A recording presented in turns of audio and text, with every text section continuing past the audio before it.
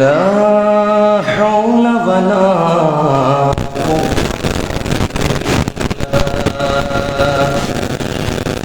بالله العلي العظيم.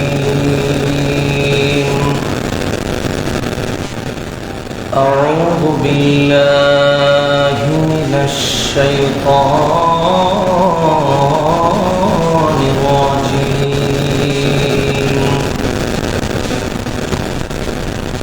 بسم الله الرحمن الرحيم. الحمد لله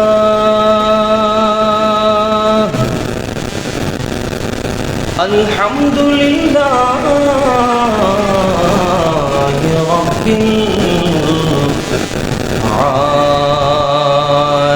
العالمين، والعاقبة للمتقين، والصلاة والسلام على سيد الأنبياء والمرسلين، وعلى آله وأصحابه وشهداء محبته وعلماء أهل سنته أجمعين. أما بعد، فقد قال الله تعالى عز وجل في شان حبيبه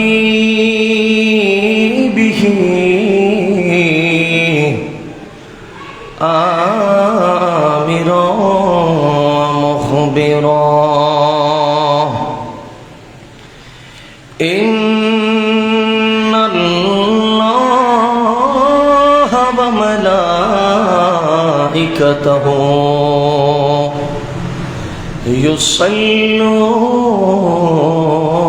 يصلون على النبي يا أيها الذين آمنوا صلوا عليه وسلموا تسليما. صلى الله على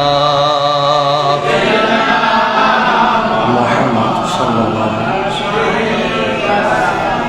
محبت إيمان راسني. اللهم صل على سيدنا مولانا محمد وعلى آل سيدنا.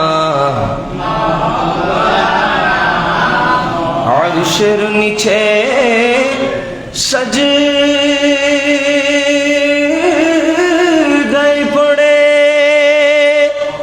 কান্দেন নবী জারে জার। মাফ করে দাও ও আল্লাহ, উম্মত আমার গুনাহগার। আল্লাহুম্মা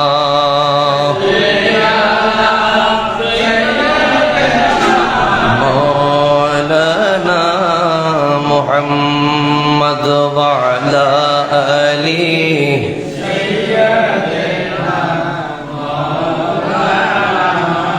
जुमा घर के کعبہ بنیا دے گر گر کے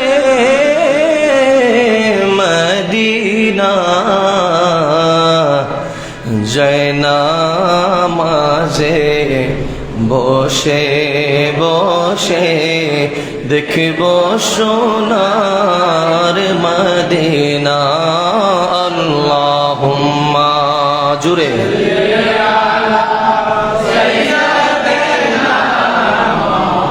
লানা মুহাম্মদ ওয়া আলা আলি সাইয়্যিদিনা او جانے والے حاجی او جانے والے حاجی جب جاؤ تم مدینہ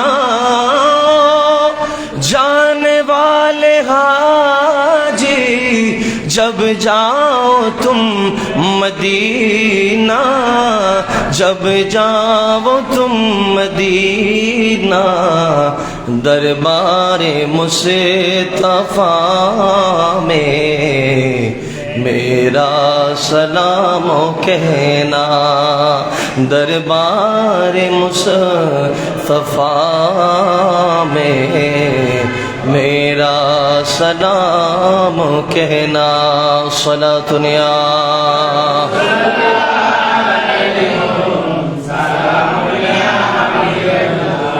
دیدار میں جب آئے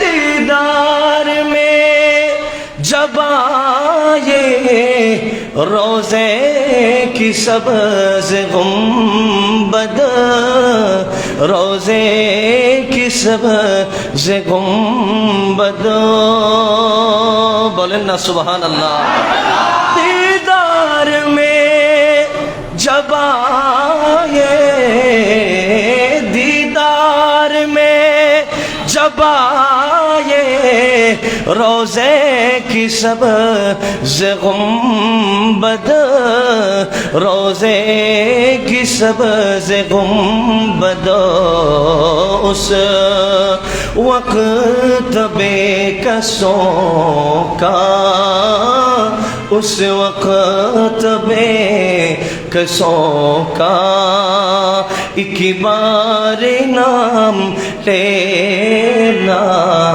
دربار مصطفیٰ میں میرا سلام کہنا دربار مصطفیٰ میں میرا سلام کہنا صلاۃ یا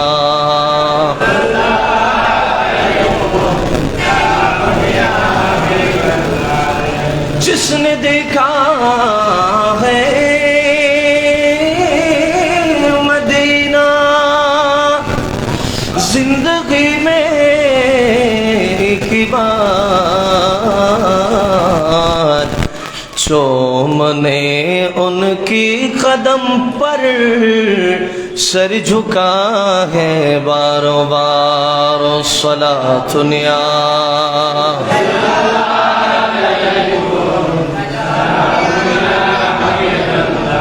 عرش حق ہے مسند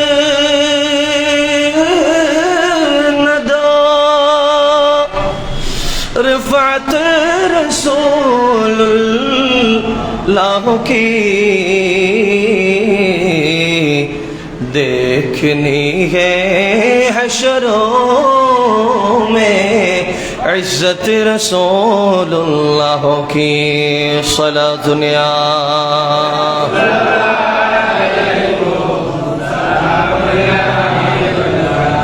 بولنا حسبی ربی جل اللہ ما فی قلبی غیر اللہ نور محمد نور محمد صلی اللہ لا الہ الا اللہ حسبی ربی جل اللہ ما فی قلبی غیر اللہ نور محمد نور محمد मोहम्मद सल्लल्लाहु ला इलाहा बकरिया जिसने चढ़ा ये थी हलीमा तेरी बकरिया जिसने चढ़ा ये थी हलीमा तेरी अर्श पे वही गया था मुझे मालूम न था हस्बी रब्बी जल्लल्लाह माफी कल्बी गैरुल्लाह नूर मोहम्मद सल्लल्लाहु नूर मोहम्मद सल्लल्लाहु ला इलाहा इल्लल्लाह ला इलाहा इल्लल्लाह मुहम्मदुर रसूलुल्लाह सल्लल्लाहु अलैहि वसल्लम। उपस्थित ঐতিহ্যবাহী দক্ষিণ হাসিমপুর বরপাড়া কেন্দ্রীয় জামে মসজিদে আশহুরুল হুরুমের অন্তর্গত অন্যতম মাস তথা মাহে যুলকাদ আল মুআজ্জাম ওয়াল মুকাররম শরীফের দ্বিতীয় জুমা আদায় করার লক্ষ্যে জামাতে রুকু আর সুজুদে মাওলার কদমে হাজিরি পেশ করার লক্ষ্যে আপনারা যারা যথাসময়ে আল্লাহর ঘর শাহী বাইতুল্লাহ হাজিরি পেশ করেছেন, বিশেষ করে আমাদের সবার সকলের সর্বজন শ্রদ্ধেয় মুরব্বিয়ানে আযম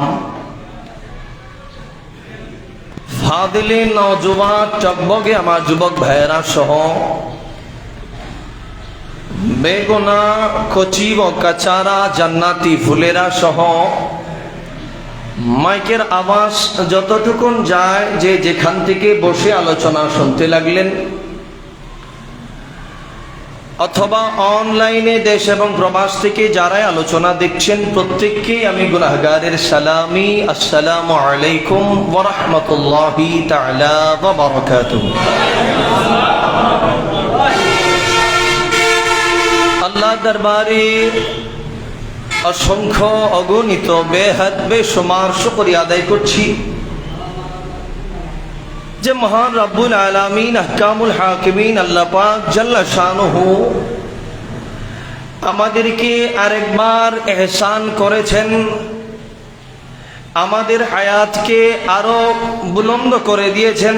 আমরা আরেকবার মাওলার দরবারে রুকু আর সুজুদ আদায় করার লক্ষ্যে জামাতে হাজিরি পেশ করার যে মাওলা তৌফিক দান করেছেন, আসুন ওই মাওলার দরবারে একবার শুকরিয়া আদায়ার্থে উচ্চ আওয়াজে বুলন্দ আওয়াজে প্রত্যেকে জুবান খুলে পড়ি আলহামদুলিল্লাহ,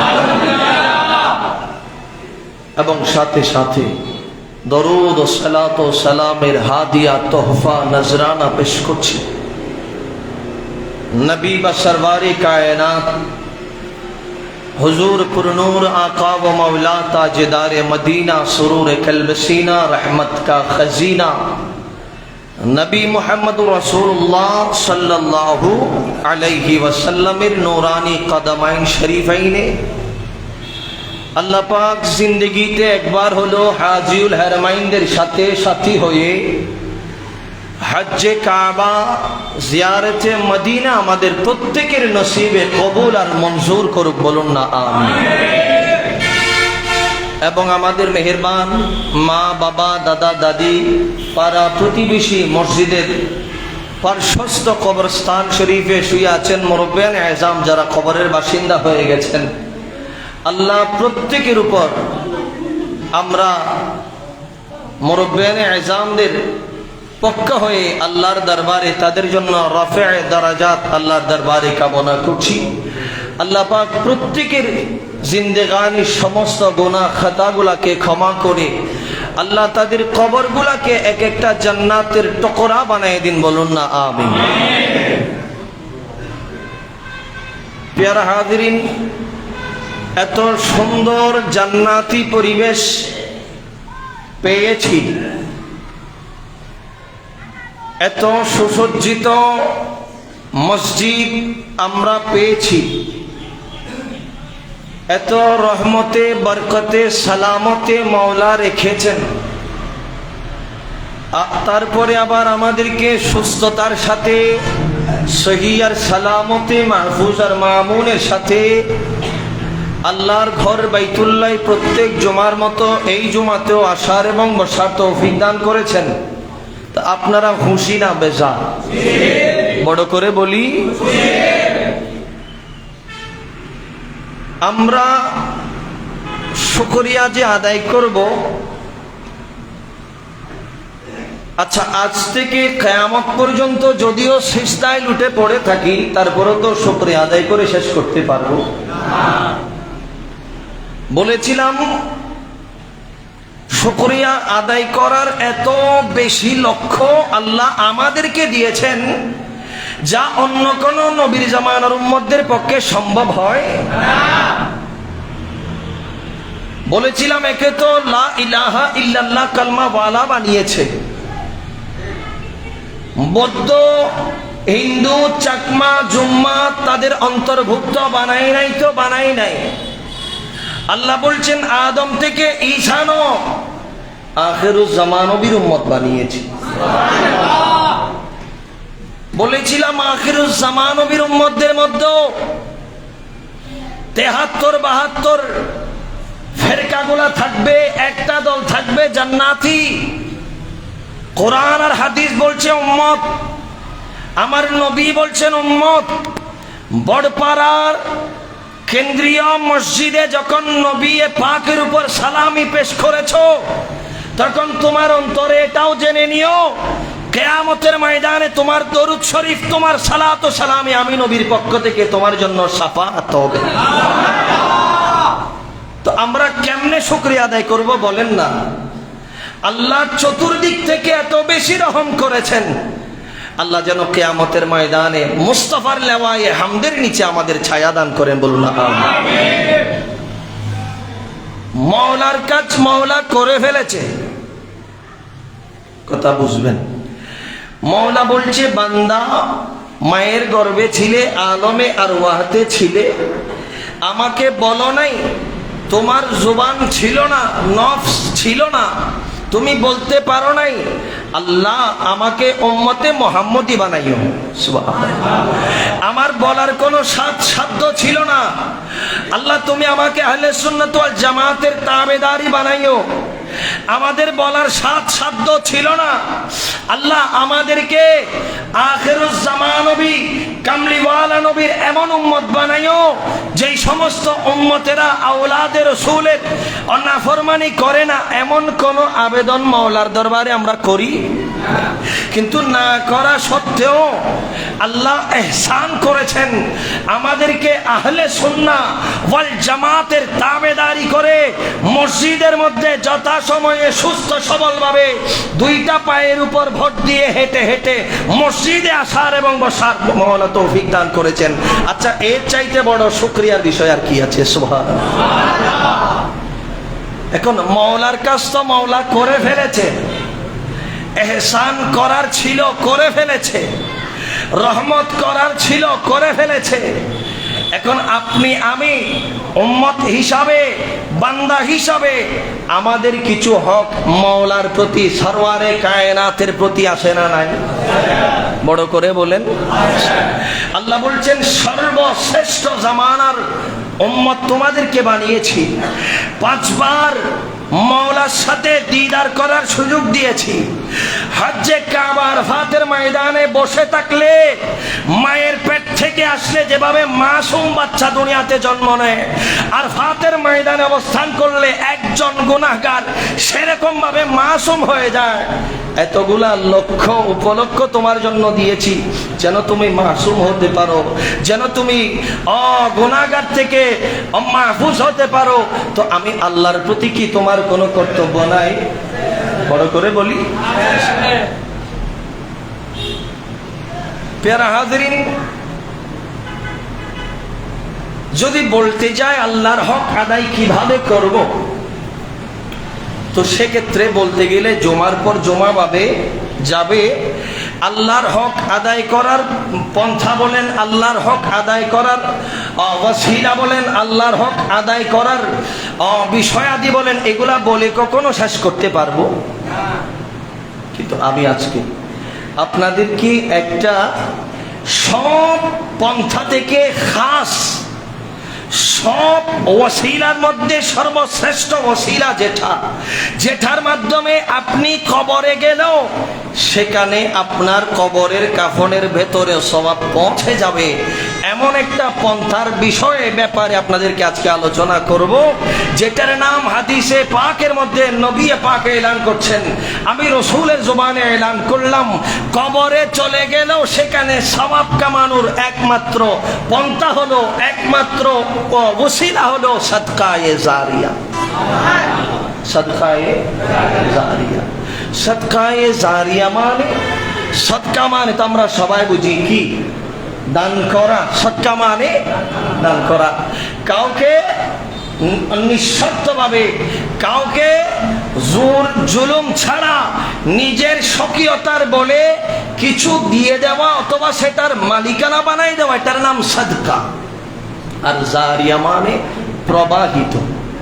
আর বাদি সামনে চলে গেল, সামনে সামনে চলে গেল, কাদুর শরীফ পড়ুন, সালাতুনিয়া, সামনে চলে আসেন, জায়গা খালি আসে, সামনে চলে আসেন।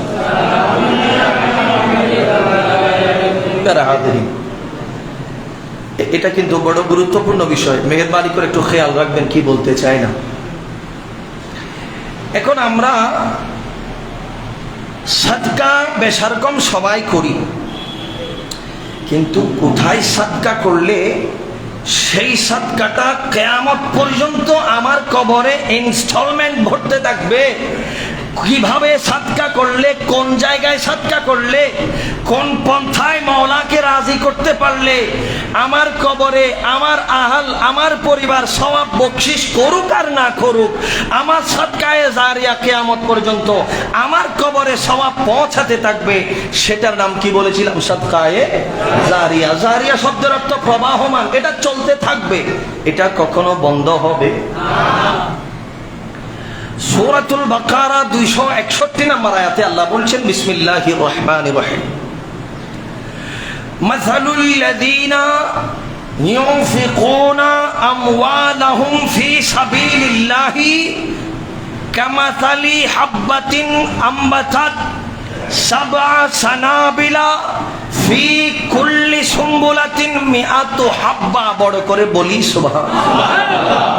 আল্লাহ বলছেন, ওয়াল্লাহু ইউদাইফু লিমান ইয়াশাউ ওয়াল্লাহু ওয়াসিউন আলিম। সাদাকাল্লাহুল মাওলানাল আযীম ওয়া সাদাকা রাসূলুহুন নবিয়্যুল হাবিবুল কারীম। আল্লাহ কি বলছে? আল্লাহ বলছে সূরাতুল বাকারা 261 নম্বর আয়াত খুলুন। আমি আল্লাহ সেখানে একটা তোমাদেরকে পন্থা বলে দিলাম, যে পন্থার মাধ্যমে কিয়ামত পর্যন্ত তুমি সওয়াবের ভাগীদার হতে থাকবে। সুবহানাল্লাহ।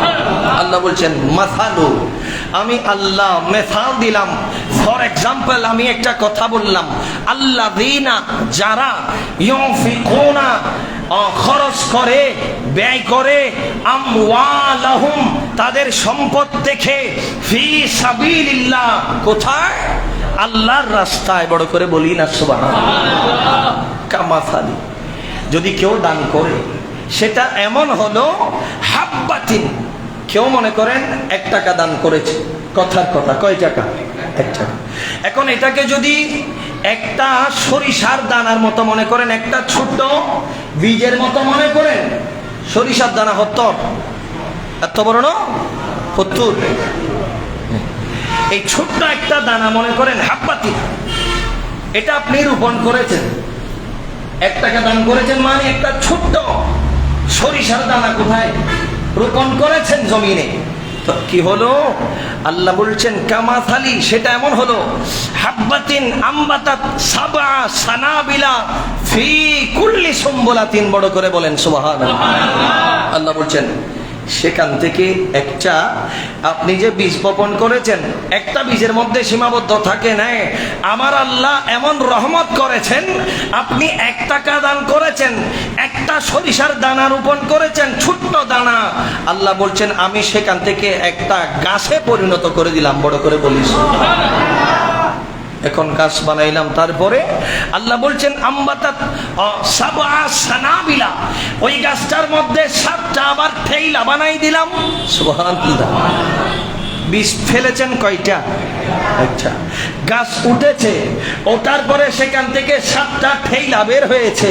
আপনি রোপণ করেছেন 1 টাকা, ওই 1 টাকার বদৌলতে আল্লাহ বলছেন 7 টাকার সাদকা, 7 টাকার রহমত বরকত আমি আল্লাহ সেখানে দান করেছি।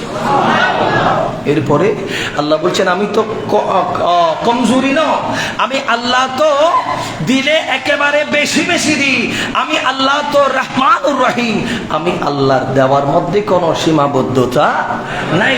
তো আমার আল্লাহ বলছেন ফি কুল্লি সুম্বুলাতিন, আবার সেখানে প্রত্যেকটা ঠেইলার মধ্যে মিআতা হাব্বা, প্রত্যেকটা শাখার মধ্যে, প্রত্যেকটা প্রশাখার মধ্যে আমি আল্লাহ সেখানে মিআতু হাব্বা, 7টা করে 100টা করে আমি আল্লাহ সেখানে শস্য দানা সেখানে আমি আল্লাহ বরকত দিয়ে দিলাম।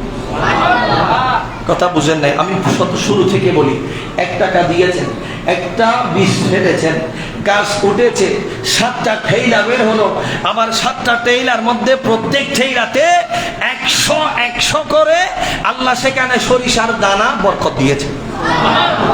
দান করেছেন কয় টাকা? 1 টাকা। আল্লাহ বলছেন সেটা তো আর 1 নাই, সেটা 700 হয়ে গেছে। এরপরে আল্লাহ বলছেন বান্দা আমি আল্লাহ দিলে কমতি দেই না, ওয়াল্লাহু ইউযাইফু, আমি আল্লাহ চাইলে তোমার দানের মধ্যে যদি খুলুসিয়ত থাকে, তুমি যদি মুখলেস হয়ে থাকো, তোমার দান যদি সত্যিকার অর্থে আল্লাহর জন্য হয়ে থাকে, তো আল্লাহু ইউযাইফু, আমি আল্লাহর জাতের কসম করে বলছি, আমি আল্লাহ তোমার দানের বরকতে আরো বাড়াই দেব। লিমান ইয়াশা, সবাইকে না, যাকে আমি আল্লাহ চাইব। ওয়াল্লাহু ওয়াসিউন আলিম, আমার আল্লাহ সব জানে, আমার আল্লাহ সব চাইতে বেশি প্রাচুর্যময়। আমার আল্লাহ যাকে চাইবে, যার অন্তরের মধ্যে খুলুসিয়ত আমার আল্লাহ দেখতে পাবে, আল্লাহ বলছেন আমি তার সদকার মধ্যে আরো বরকতি দান করে দেব। এখন রাসূল পাক সাল্লাল্লাহু আলাইহি ওয়াসাল্লাম এই কোরআনের আয়াতটাকে ব্যাখ্যা করতে গিয়ে, বিশ্লেষণ করতে গিয়ে, আরো বিভিন্ন যে আয়াতগুলো আছে এগুলাকে টাচ করতে গিয়ে একটা হাদিসে মোবারকা, যেটা মুসলিম শরীফের 1631 নম্বর হাদিস এবং আবু দাউদ শরীফের মধ্যে 2880 নম্বর হাদিস, সেখানে সাইয়্যিদুনা হযরত আবু হুরায়রা রাদিয়াল্লাহু তাআলা উনি বর্ণনা করছেন, হ্যাঁ আমি আমার নবীর নূরানী জবান থেকে শুনেছি। বলে আমার নবী বলছেন, ক্বালান নাবিয়্যু সাল্লাল্লাহু আলাইহি ওয়াসাল্লাম ইযা মাতাল ইনসান ইনকাতা আনহু আমালুহু ইল্লা মিন সালাসা। বড় করে বলি না সুবহানাল্লাহ। আমার নবী বলছেন, আলা মান সাদাকাতিন জারিয়াতিন আও ইলমিন ইউনফাউ বিহি আও ওয়ালাদিস সালিহ ইয়াদউ লাহু। আমার নবী কি বলছে? ইদা মাতা, যখন কেউ মারা যাবে, যখন কেউ মইয়াত বনে যাবে, যখন কারো দাফন হয়ে যাবে, আল ইনসান, মানুষের মধ্যে, ইনকাতা, কেটে ফেলা হবে, তার সাথে কর্তন হয়ে যাবে, আনহু আমালাহু, আমল করার মতো তার সাথে দুনিয়ার কোনো আর সম্পর্ক থাকবে না। আমার আল্লাহ সেটাকে ইনকাতা করে দিবে, কেটে দেবে। তখন সে আর কবর থেকে চাইলে উঠে সে আমাদের সাথে আর কিয়ামে দাঁড়ায় রুকু সুজুদ করতে পারবে না। তো রাসূল আরবি বলছেন, হ্যাঁ ইল্লা মিন সালাসা, তবে আমি নবী দেখতে লাগলাম যদিও বা তারা কবর থেকে উঠে না সেখানে সওয়াব কামায়, কিন্তু আমার মসজিদের সওয়াব তার কবর শরীফের মধ্যে আল্লাহ পৌঁছে দেয়। 3 ধরনের মানুষ, ইল্লা মিন সালাসা। কয় ধরনের? 3 ধরনের মানুষ। এক ধরনের, আল্লাহ নবী বলছেন, আলা তারা হলো মান সাদাকাতিন জারিয়া, যারা সাদকায়ে জারিয়া করে। সুবহানাল্লাহ বলবেন। ওই সাদকায়ে জারিয়া কোনটা সেটা একটু পরে বলছি। এরপরে কি বলে, আও ইলমিন ইউনতাফাউ বিহি, আপনি একজনকে একটা ভালো পরামর্শ দিয়েছেন, ভাই নামাজে আয়, ভাই সাদকা কর, ভাই এটার সাথে যুক্ত হ, মসজিদের সাথে সংশ্লিষ্ট হ। আপনি করেন নাই, আপনি তাকে দিয়ে করিয়েছেন। আল্লাহ বলছেন এমন ভালো এলম, অথবা আপনি কোরআন শিক্ষা দিয়েছেন, এখন আপনি কবরে চলে গেছেন, ওই মানুষটা যতদিন কোরআন পড়বে, আপনি আরেকজনকে পরামর্শ দিয়েছেন, আমার তো সাধ্য নাই, তোর তো সাধ্য আছে, ভাই মসজিদ একটু সদকা কর। ওই মানুষটা মসজিদে সদকা করেছে, মসজিদ কিয়ামত পর্যন্ত থাকবে, ওই মানুষটা শুধু সওয়াব পাবে না, আপনিও তার সাথে সাথে পাবেন। উপকারী আলম, উপকারী পরামর্শ, যেগুলো আপনাকে কবর শরীফের মধ্যে সওয়াব আল্লাহ অটোমেটিক পৌঁছাতে থাকে। এরপরে বলে আও ওয়ালাদে সালেহ ইয়াদউ লাহু, আপনি মরে গেছেন, আপনার সন্তানকে ফজর বেলায় বেজিয়ার কেজিতে পাঠান নাই, আপনি বলেছেন বাবা আমি যখন লাশ হয়ে যাব, আমার কবরের পারে দাঁড়িয়ে পড়ার জন্য অন্তত সূরা ফাতিহা, ইখলাস শরীফ, দরুদ শরীফ শেখার জন্য ওই তৈয়বিয়া তাহিরিয়া ফুরকানিয়া মাদ্রাসায় চলে যা বাবা। আমি কবরে চলে গেলাম, বাবা তুই যতদিন বাঁচবি ততদিন পর্যন্ত আমার কবরে সওয়াব পৌঁছাতে থাকবে। আমার ছেলে, আমি মরে গেছি, আমার ছেলে দাঁড়িয়ে মসজিদে নামাজ পড়ছে, তো মসজিদে নামাজ কিভাবে পড়ে? বলে ওই কেরাত দিয়ে পড়ে, যেই কেরাত পড়ানোর জন্য আপনি আপনার সন্তানকে ফজরে ফজরে মক্তবে পাঠিয়েছেন। আপনার সন্তান যতদিন নামাজ পড়বে, রব্বির হামহুমা কামা রব্বায়ানি সাগীরা যতদিন বলবে, ততদিন পর্যন্ত আপনার কবরের আযাব মাওলা মাফ মকবুল করবে। এই তিনটা বিষয় আপনি কবরে যাওয়ার পরেও আপনাকে সওয়াব দুনিয়া থেকে সেখানে বকশিশ করতে থাকবে। বড় করে বলি সুবহানাল্লাহ। এখন সাদকায়ে জারিয়ার কথা বলেছিলাম, আমরা তো এখন সদকা করার আগে ভীষণ ভাবে ভেবে ফেলি। আমরা এমন মুসল্লি, পকেটের মধ্যে মানিব্যাগ বের করলাম, সেখানে আছে 20 টাকা, সর্বনিম্ন খুচরা নোট, 10 টাকা নাই। এখন আমি কি করলাম, মসজিদের দান বাক্সে 20 টাকা দিয়ে টুক করে ওখান থেকে 10 টাকা আবার পকেটে নিয়ে নিলাম। নাউজুবিল্লাহ বলবেন। মানে আমরা এত বেশি হিসাবি যে হিসাব কোথায় করতে হবে সেটা আমরা জানি। আপনাদেরকে আমি মনে করাই দেব গাজওয়ায়ে তাবুকের কথা। তাবুক নামক একটা যুদ্ধ হয়েছিল, যেটা আমার নবীর জামানায় সাহাবায়ে কেরামরা সেখানে যুদ্ধের ময়দান যখন আহ্বান করা হচ্ছে, যুদ্ধের জন্য যখন আমার নবী বলছেন ও আমার সাহাবী, এবারে যুদ্ধটা বেশি করা, এবারে যুদ্ধে যদি আমরা জয়লাভ না করতে পারি তাহলে ইসলাম দুনিয়া থেকে মুছে যাবে, এই যুদ্ধটা বেশি গুরুত্বপূর্ণ আমাদের জন্য।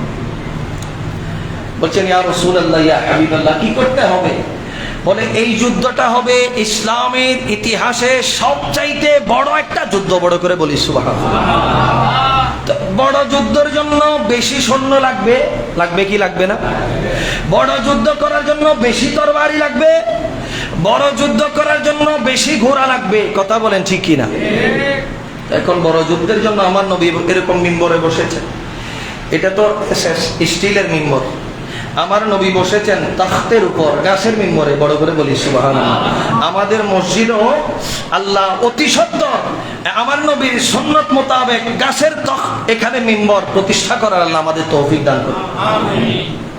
তো আমার নবী সেখানে বসে অর্ডার করছেন, ও আমার সাহাবী, আজকে জান্নাত কামাই করার সুযোগ।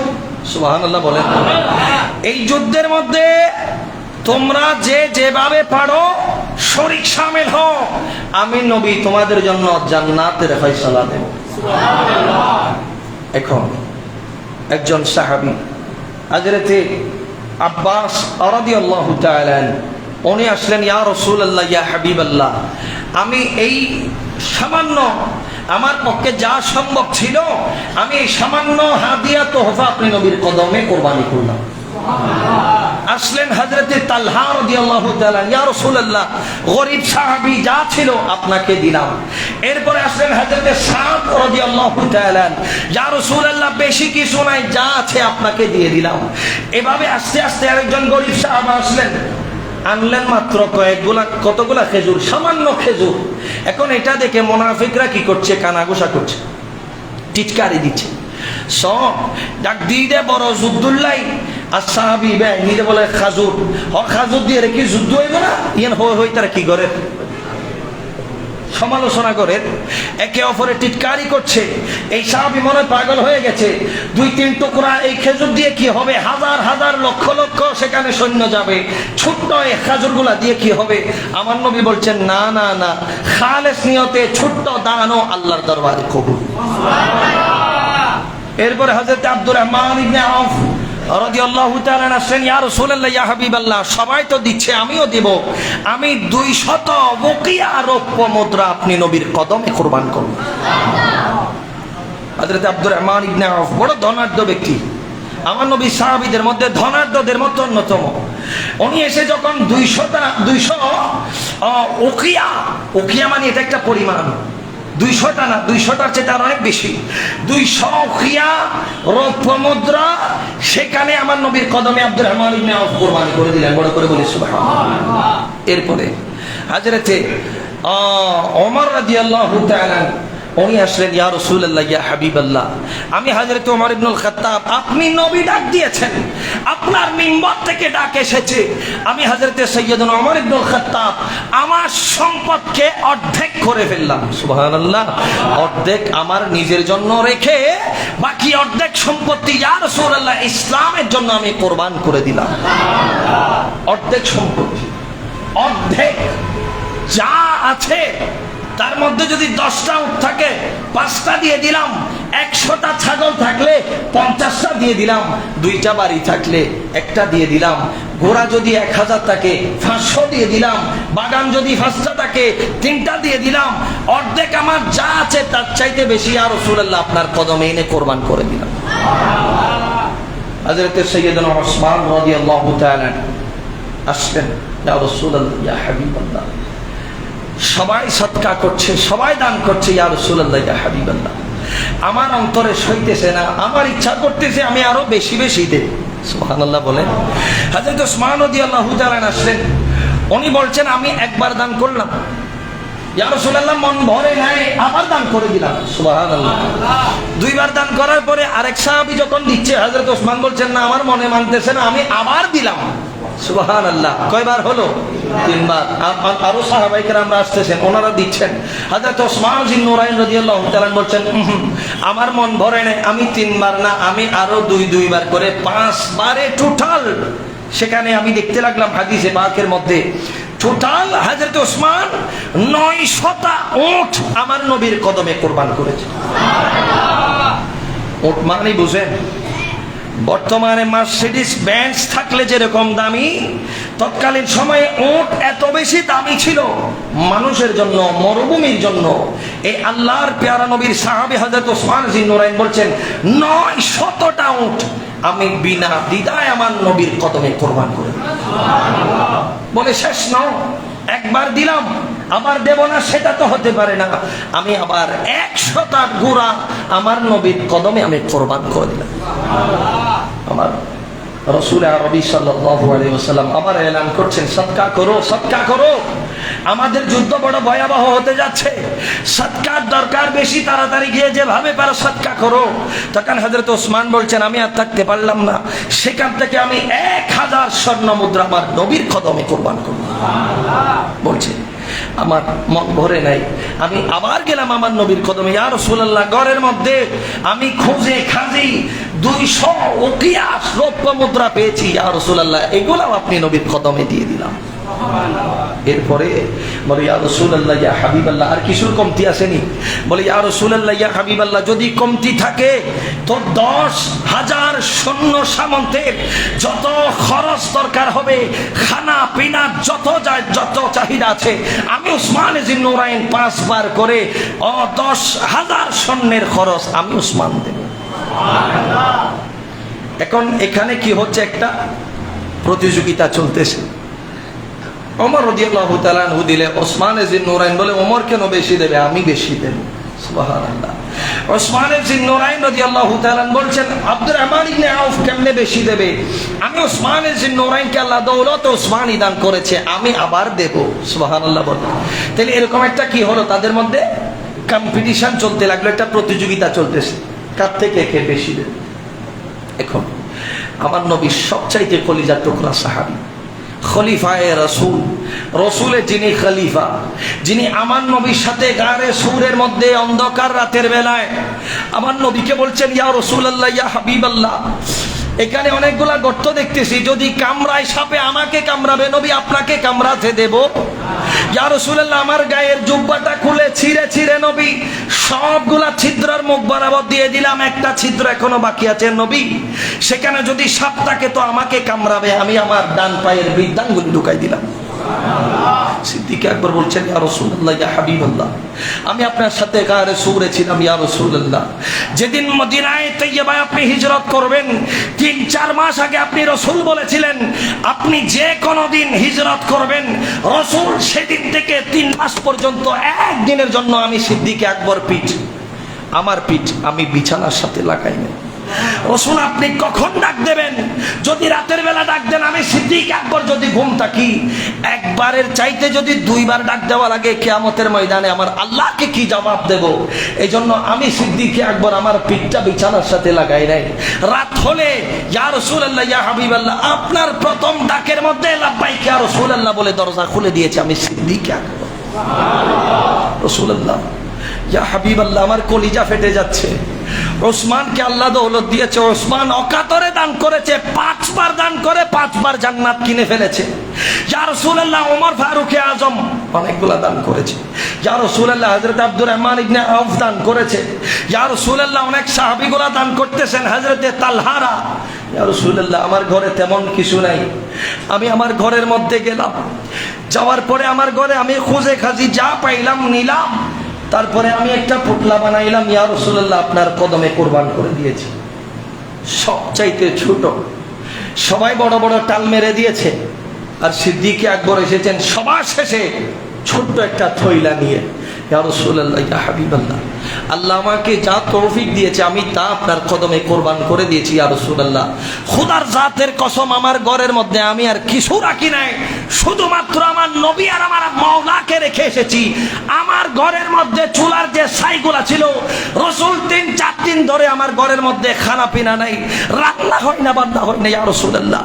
3-4 দিন আগের কিছু ছাই ছিল, নবী এগুলো যদি কাজে লাগে, এই ছাইগুলা এনেছি ইয়া রাসূলুল্লাহ ইয়া হাবিবাল্লাহ, আমার ঘরের মধ্যে আর কিছু আপনাকে দেওয়ার মতো ইয়া রাসূলুল্লাহ, ছাই এনেছি, ছাই, আর কিছু আনতে পারি না আমার ঘরের মধ্যে। আমার নবী বলছেন তুমি তোমার ঘরের জন্য কি কিছুই অবশিষ্ট রাখো নাই? বলে হ্যাঁ হ্যাঁ ইয়া রাসূলুল্লাহ, রেখেছি, আমার ঘরের মধ্যে অবশ্যই আমি অবশিষ্ট রেখেছি, কিছু না কিছু রেখে এসেছি। বলে সিদ্দিক আকবর তুমি কি রেখে এসেছো? বলি ইয়া রাসূলুল্লাহ ইয়া হাবিবাল্লাহ, আমার ঘরের মধ্যে শুধু আমার বিবি আমার বাচ্চাগুলাকে দেখার জন্য আমার আল্লাহকে রেখে এসেছি।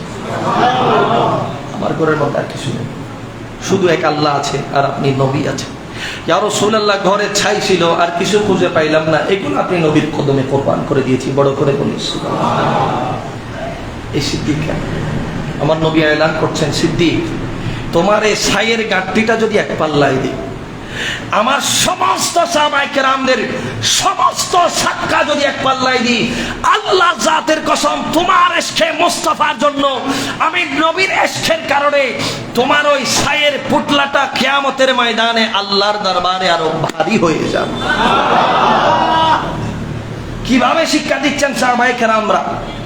আজকে আমরা ইসলাম পেয়েছি, মাযহাব মিল্লাত পেয়েছি, দ্বীন পেয়েছি, ওই সাহাবায়ে কেরামদের রক্তের বদৌলতে, সাহাবায়ে কেরামদের জান মালের বিনিময়ে আজকে আমরা এত সুন্দর মসজিদ পেয়েছি। আমি আপনাদেরকে যদি এখন সদকা করতে বলি, আপনারা টেনশনে পড়ে যাবেন যে মসজিদের জন্য সদকা করব, এখন আমার তো সংসারের মধ্যে অভাব। অথচ আমি যদি একটু অ্যানালাইসিস করে আমি দেখব, আপনার আমার ঘরের মধ্যে প্রত্যেক মাসে 200-300 টাকার এমনিতে ডিশের একটা বিল আমরা রেখে, ডিশ বিল খাই আর না খাই 300-400 টাকার ডিশ বিল কিন্তু আমরা এক পাশে রেখে দিই। কথা বলেন ঠিক কিনা? চায়ের দোকানে গেলাম, সেখানে একবারে মিনিমাম ফেলে দিলে 20-50 টাকার চা আমরা খাই না। বলেন না খাই না? তো যখন মসজিদে আসি, মসজিদের জন্য কিছু দেন, তখন ওই যে 20 টাকাটা দেখি 10 টাকাটা তুলে নেওয়া উম্মত হলাম আমরা। যেই নবীর উম্মতের সাহাবারা নিজের জান শুধু নয়, নিজের পরিবারকে পর্যন্ত বিসর্জন দিয়েছেন। সিদ্দিক আকবর বলছেন, ইয়া রাসূলুল্লাহ, ছাই ছিল, ছাই ইয়া রাসূলুল্লাহ, ছাই এনে আপনার কদমে কুরবান করেছে। তো এগুলা তো সাহাবায়ে কেরামদের শিক্ষা। সাহাবায়ে কেরামরা যেভাবে চলেছেন ওভাবে যদি আমরা চলতে না পেরেছি তো কিসের আমরা তাবেদারি করলাম? কিয়ামতের ময়দানে আমার নবীর সামনে মুখ কেমনে দেখাবেন? আমার নবী তাকে একজন সাহাবীকে দেখিয়ে বলবে, দেখো আমার উম্মতেরা, দেখো আমার এই সাহাবী ঘরের মধ্যে কিছু রাখে নাই, ছাই ছিল সেগুলাও নিয়ে এসেছে। আর তুমি উম্মত আমার বাইতুল্লাহর জন্য, আমার মসজিদের জন্য আমি এলান করে